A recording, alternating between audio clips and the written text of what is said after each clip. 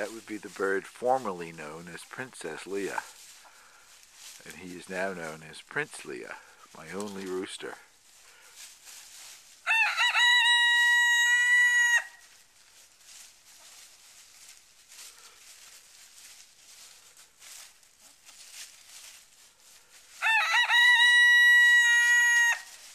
He's been practicing now for several days and he's got it down pat. He's usually quite standoffish, but this morning when I let him out, he came right over to me and wanted to be picked up, so I picked him up and walked around with him for a bit.